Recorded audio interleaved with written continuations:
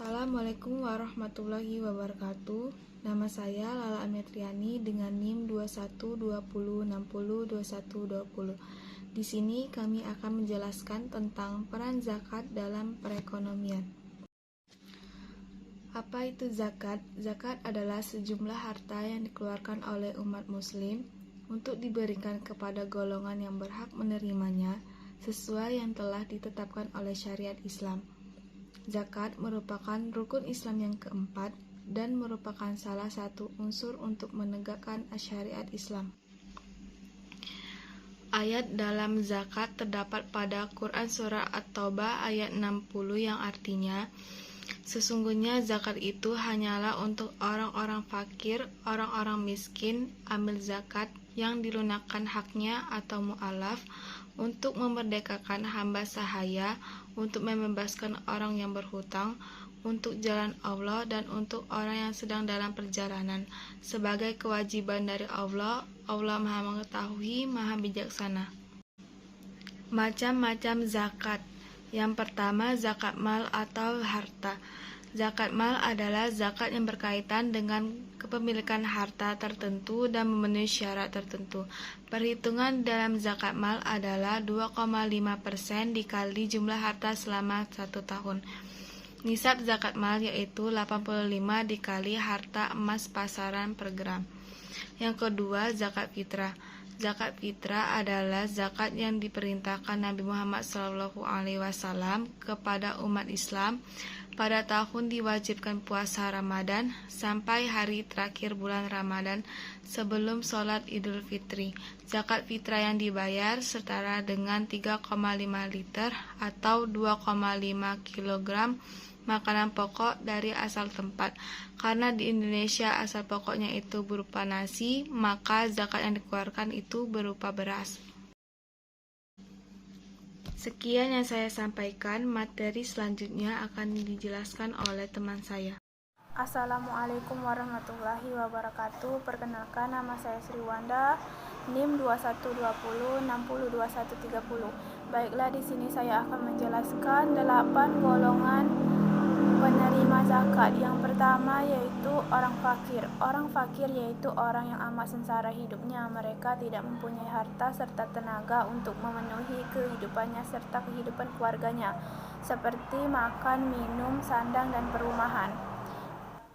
Yang kedua yaitu orang miskin, orang yang tidak cukup penghidupannya dan kekurangan, tetapi mereka tidak mengemis dan meminta belas kasihan kepada orang lain. Yang ketiga adalah amil zakat. Amil zakat adalah orang-orang yang ditunjuk negara untuk mengurusi masalah zakat. Yang keempat adalah mu'alaf. Mu'alaf adalah orang kafir yang ada harapan untuk masuk Islam dan orang yang baru masuk Islam. Yang kelima, riqab, yaitu memerdekakan budak. Mencakup juga untuk melepaskan muslim dari tawanan orang-orang kafir.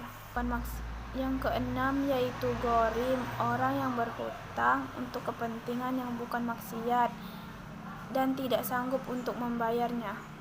Yang ketujuh yaitu fisabilillah, orang yang berjuang untuk pertahanan Islam dan kaum muslimin. Yang kedelapan yaitu ibnu sabil, orang yang dalam perjalanan keluar dari daerahnya bukan untuk tujuan maksiat, mengalami kesengsaraan dan kehabisan bekal dalam perjalanannya. Materi selanjutnya yaitu jenis-jenis dan perhitungan zakat. Terdapat 5 jenis zakat, yaitu yang pertama zakat profesi, yang kedua zakat perdagangan, yang ketiga zakat emas dan perak, yang keempat zakat tabungan, yang kelima zakat pertanian. Contoh menghitung zakat profesi. Jika pendapatan kamu sebulan mencapai 10 juta, maka tentu harus kamu menunaikan zakat profesi. Untuk jumlah yang harus dikeluarkan yaitu gaji kamu sebulan yaitu 10 juta dikali 2,5%, maka yang harus kamu keluarkan yaitu 250 per bulan.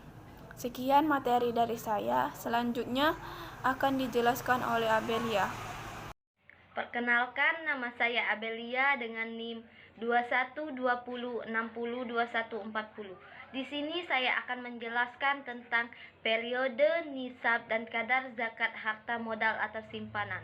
Yang pertama adalah jenis harta emas atau uang. Dalam periode 1 tahun, nisabnya mencapai 85 gram emas, maka kadar yang harus dibayarkan adalah 2,5% dari 85 gram emas tersebut. Yang kedua adalah perak. Dalam periode 1 tahun, nisabnya mencapai 595 gram perak, maka kadar yang harus dibayarkan adalah 2,5% dari jumlah perak tersebut. Yang selanjutnya adalah unta. Dalam periode 1 tahun, nisabnya mencapai 5 ekor unta, maka kadar zakat yang harus dibayarkan adalah 1 ekor kambing. Yang selanjutnya adalah sapi. Dalam periode 1 tahun, nisabnya mencapai 30 ekor sapi, maka kadar yang harus dibayarkan adalah 1 ekor kambing. Selanjutnya adalah kambing. Dalam periode 1 tahun, nisabnya mencapai 40 ekor kambing, maka kadar zakat yang harus dibayarkan adalah 1 ekor kambing. Yang terakhir adalah dagang. Dalam periode 1 tahun, nisabnya mencapai 85 gram emas, maka kadar zakat yang harus dibayarkan adalah 2,5% dari emas tersebut. Ada 4 golongan orang yang tidak berhak menerima zakat. Yang pertama adalah orang yang kaya dengan harta atau kaya dengan usaha dan penghasilan. Rasulullah SAW bersabda, tidak halal bagi mereka yang kaya dan orang yang mempunyai kekuatan tenaga mengambil sedekah atau zakat. Hadis riwayat 5 orang ahli hadis selain Nisai dan Ibnu Majah. Yang kedua adalah hamba sahaya yang mendapatkan nafkah dari tuannya. Yang ketiga adalah orang yang dalam tanggungan zakat. Maksudnya, tidak boleh memberikan zakat terhadap orang yang masih menjadi tanggungan orang yang berzakat. Contohnya, berzakat kepada ayah dan ibu, berzakat kepada nenek dan kakek, karena itu masih menjadi tanggungan kita sebagai keluarga untuk memberikan nafkah kepada mereka. Dan yang terakhir adalah orang yang tidak beragama Islam. Sekian itulah penyampaian materi dari kami. Bila ada salah mohon maaf. Wassalamualaikum warahmatullahi wabarakatuh.